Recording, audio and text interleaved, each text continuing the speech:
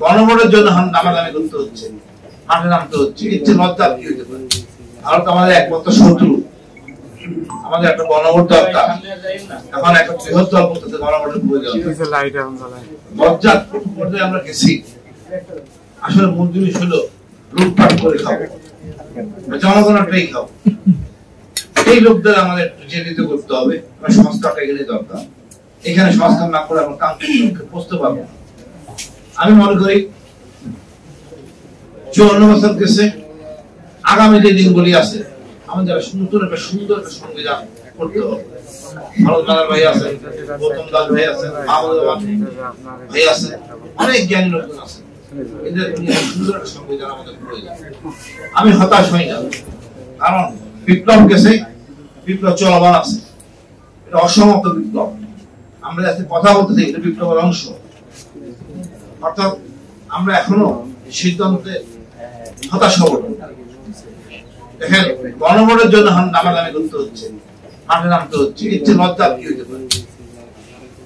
যে লোক গেলে ছেলেরাও কোন আন্দোলনে ছিল না এই রাজনীতিতে, তারা এখন সবকিছু অস্বীকার করতেছে।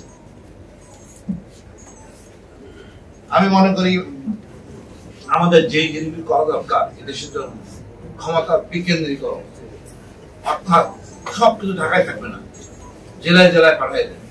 জেলায় আজকে এক ভাই বলতেছিলেন শিল্প কারখানা বন্ধ, ঢাকায় বসে আসতে কিছু দেখা সম্ভব না। জেলায় ক্ষমতা বিকেন্দ্রীকরণ করেন, বিচার বিভাগ সংস্কার করেন, হাতে পুলিশকে সংস্কার করেন, এবং আমাদের যে সম্পদ আছে সম্পদের সুষম বন্টন করেন, সুন্দর শিক্ষানীতি করেন। যে শিক্ষানীতিতে মাদ্রাসা থেকে শুরু করে সকল জনগোষ্ঠীকে একটা প্ল্যাটফর্মে আনতে হবে, বেসিক মানদণ্ড দাঁড় করতে পারবে। আমাদের একটা বেকার সমস্যা সমাধানের জন্য একটা নীতি থাকা দরকার। আমাদের রাজনীতিবিদরা চান না কোন বেকার সমস্যা সমাধান হোক। তারা এই সমস্যার সমাধান হয়ে গেলে তারা ডাক দিলে কেউ আসবে না, তখন তাদের সামনে আর বলার জন্য কোনো লোক থাকবে না। আমরা এতদিন পর আবার শুনতেছি উচ্চ কক্ষ নিম্ন কক্ষ, যে লোকগুলিকে আনা হয়েছে বিদেশ থেকে আমাদের দেশে সংস্কার করার জন্য, সবগুলি এনজিও মাকারো, তার বাচ্চার কি জিনিস দেখছে তা নিয়ে আমাদেরকে চাপিয়ে দেওয়া হচ্ছে। আমাদের দরকার মূল সমস্যা এই পিআর সিস্টেমের দরকার আমাদের নিম্ন কক্ষে, অর্থাৎ সবার জন্য 300 আসনে, যেন সকল দলের প্রতিনিধি, সকল ধর্মের প্রতিনিধি থাকে দেশ উন্নয়নের। এই জায়গায় আসলে কিন্তু আমাদের অনেক সমস্যা সমাধান হয়ে যায়। আর এই যে মেম্বার অফ পার্লামেন্ট, এই লোভ লালসা থেকে মুক্ত রাখতে হবে। এরা জনসেবায় আসছে, এদেরকে জমি, রাজুকের প্লট, ডিউটি গাড়ি উন্নয়নে রাখা যাবে না। এই সাধারণ জিনিস সব দেশ, পুরো দেশটা সুন্দর হয়ে যাবে, লোক থাকবে না, ভালো লোক আসবে, কেউ এখানে ইনভেস্ট করবে না। এই এমপি হওয়া মানে একটা ইনভেস্টমেন্ট, ব্যবসা। আমাদের এখানে বেরিয়ে আসতে হবে। আমাদের একটা সমস্যা হলো সেনাবাহিনী, উত্তরপাড়া, এই আতঙ্কে আমরা থাকি।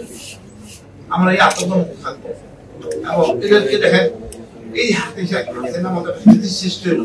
এর জন্য দায়ী কিন্তু গোয়েন্দা সংস্থা, সশস্ত্র বাহিনী, পুলিশ বাহিনী, সবাই। এবার আমরাও দায়ী, এদেরকে আমরা সরাতে পারিনি, কিছুই করতে পারিনি। এই জন্য সংস্কারে আমাদের সমস্যা। তারপর আমি মনে করি আমরা হতাশ হব না। বিপ্লব চলমান, সংস্কার করতে হবে। 18 কোটির উপর দেশে এরকম হবেই।